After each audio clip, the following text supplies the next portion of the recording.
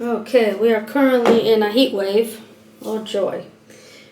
So, let's talk about my first. So I've been diagnosed with, what did he say? I came in for bleeding, and I got diagnosed with abnormal bleeding in the uterus. Oh joy. Oh joy. Yeah, and yeah, I'm perimenopause. They did a whole blood count on me, and the thing is, my hemoglobin is fine. He didn't say anything about my iron. My hemoglobin is fine, but when my family doctor has me tested for blood, it's always low. So, but the hospital does it, and no, you're fine. I mean, maybe because I have been taking the iron pill, right? Because, I'm losing so much that I need to take the iron pill. But so I had blood work, and yes, I'm O positive. And then I had an ultrasound, and the nurse that did my blood work told me that they're gonna do a pelvic, and then they're gonna do the transvaginal. And I thought, okay. She's like, I just wanted you to know that. I thought, okay. So then when I went to the room, when they called me to the room, it's like you're in the hospital for 7 hours, but you're not there wasting time, if you know what I mean. Because, like, first of all, Monday at the hospital is super busy. Oh my goodness. Even the lady at the registration said, because you came on a Monday. And then, oh shoot. Yeah, so it was super busy. So the nurses are so busy in registration at the triage. They are so busy. So trying to get through the registration is like, you're like waiting. And then you're impatient because people ask stupid questions. So you're like, oh my God, like, stop asking these questions. Let her go. Let her do the job. So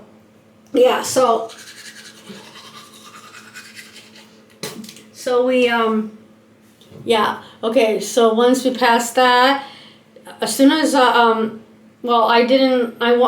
went to get my vitals checked at the registration desk, and she told me right from registration desk, I wasn't waiting in the waiting room, like in the emergency waiting room. She told me to go to Raft, and you have to follow the little signs in the floor. I'm like, okay, I didn't want to get lost. So she led me there, because I thought, okay, what if there's like, I might get lost. So she led me to the Raft room. It's a long way. So we went there, and then I waited. That's where there was another Tim Hortons there. So I waited there. I got my Timmies, because I'm getting a little hungry, so I needed a little sugar rush. So I had the Boston cream donut, and that's when you wait a while. And I saw the man. Yeah, he wasn't doing very well. He kept going to the washroom I think his wife was helping him, because he kept. I thought he had diarrhea, but I think he was throwing up. Because then he was when I was waiting for the ultrasound, he was there too. But then they put him on an IV too. But anyway, so after the registration, I went to Raft, and I was waiting there the longest. And then they told me. Then they sent me for, I had my Timmies, I had my coffee, and I didn't even finish my coffee. I got a large. I didn't finish my coffee before, I read my book. I brought 2 books with me, because I thought it might be a long wait, And I did. I finished 1 book. So I was reading my book, and I didn't finish my coffee when she called me in. To the blood work. No, it was blood test first. I didn't know I'm going to go for ultrasound yet. I don't think. I went for the blood test.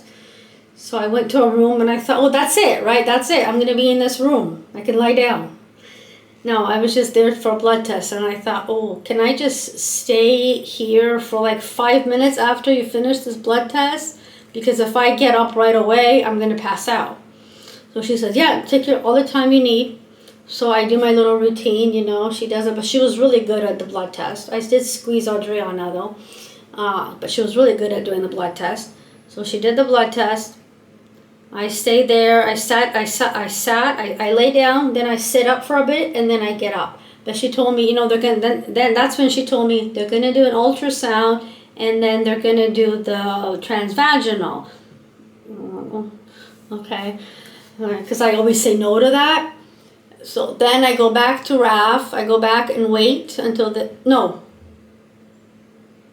when they called me, when I went to the ultrasound, I went to another section, to the ultrasound section, but I didn't have enough to drink, right? And I had just, right before she called me for the blood test, I had gone to the washroom. So I'm like, shoot, I don't have liquid in my bladder, so this isn't gonna work. But the Chinese ultrasound lady, she's like, well, let's try. So she tried it. She tried it, the pelvic, right? So she tried it, and she's like, just have a drink, have a drink, and then just don't drink so like you throw up. I guess people are like chugging, and then they don't feel good. So she told me, okay, just don't drink that you're gonna be sick. Just drink slowly, and when you think you're ready, just let us know. So I thought, okay, no problem. So I had one cup. And then I went to the fountain and got another cup. Meanwhile, I had 2 bottles of water in my purse, so I didn't even have to use their water. But whatever. Yeah. So I waited, and that's when that man was sitting there too. Yeah, he wasn't doing too well. And then I think after that they put him on an IV, and then he was actually able to sit in the wheelchair. Because before that he couldn't. He had to go back and forth. So then I waited a little bit. I watched CB24. Apparently, since COVID-19, there's a lot of people are obese because of COVID-19. Well, geez. And then I got to see Doug Ford's face. So as soon as I see Doug Ford's face on the screen, I'm like, oh my God. And then the lady, when she saw my reaction, she started laughing. I'm like, oh my God, really? I have to see his face. So I'm like, COVID-19, and I'm seeing Doug Ford's face. Like, there's a flashback to all the times he said lockdown. Toronto and Peel in lockdown. We were always in lockdown. So, so then it's apparently there's a rise in obesity from COVID-19. Well, yeah, because you had people locked down, so they were eating, right? They were eating a lot. So,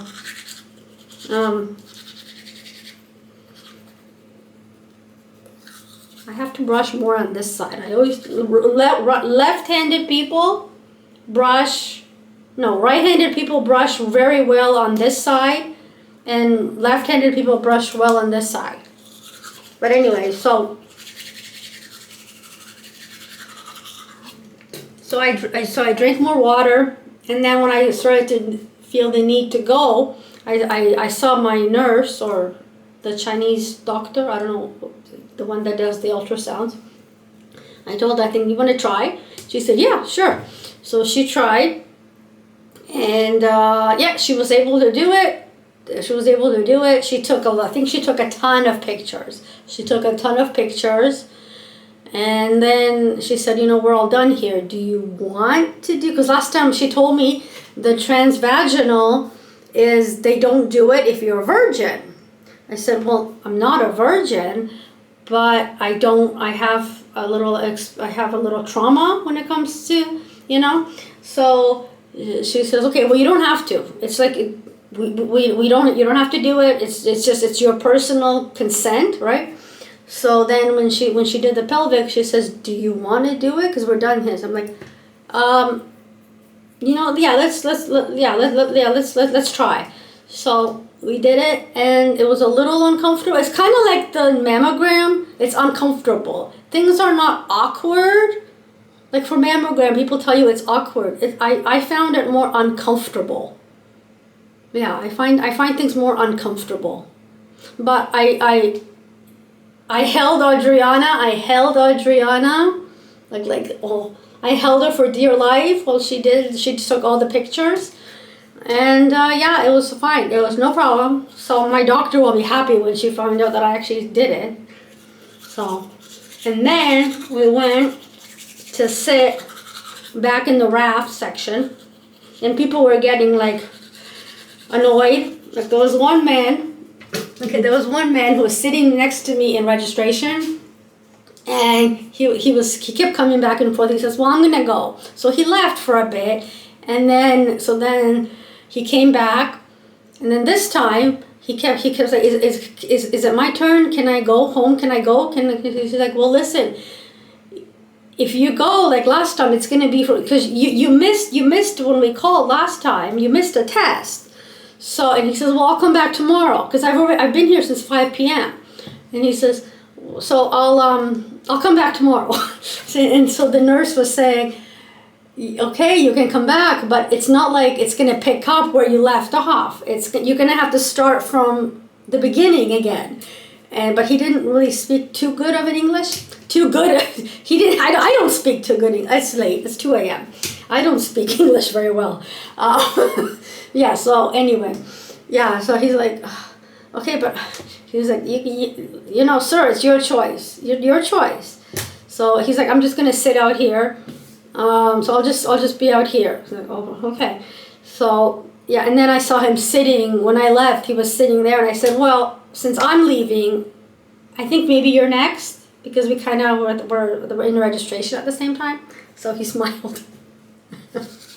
But yeah, that's why it takes 7 hours because there's so many people. They have a lot of people coming, and if you come on a busy day, so you can't blame the healthcare system. I personally think the healthcare. I'm not complaining. I'm always treated very well at my hospital.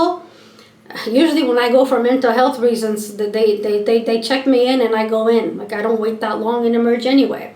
Unless they don't have a room, then I wait. But otherwise, like there's no, yeah, like I don't complain. I'm always treated very well at the hospital. So, and it's just because, you know, there's people ahead of you. Right? There's people ahead of you, and they even have a sign that says how many people are in emerge right now and what the wait time is. It's like 2 to 4 hours. So they have all that now, right? And plus, you know, you have to go to different departments. A lot of times you go to different departments, and then if you do your test, sometimes you can't do the ultrasound right away because your bladder is not full. So you have to do it. So then you wait again, and then they have to. Then the technician has to read your results, check your results. Then the doctor has to see your results. But the doctor also needs a break too, or a lunch. So that's why. So I was there I pulled a shift. I pulled a whole shift. I worked full time. I did from 3 to 11 p.m. shift at the hospital. So yeah, and yeah, I had blood test, one pelvic, transvaginal, and yeah. So, and I got out at 11 o'clock. So, yeah, but again, it was all fine. So, anyway, thank you so much. I'm going to finish brushing my teeth. Don't forget to like and subscribe, and we will see you in the next video. This is a life in my 50s update. Oh, yeah. So I've been diagnosed with, I said that, right? Bleeding. Abnormal bleeding in the ultrasound, and in there it says mena with an H something, and perimenopause. Yeah, it says perimenopause there. Oh joy. Good times. It's fun times. So to all the Gen Zs, haha, wait, your turn's coming.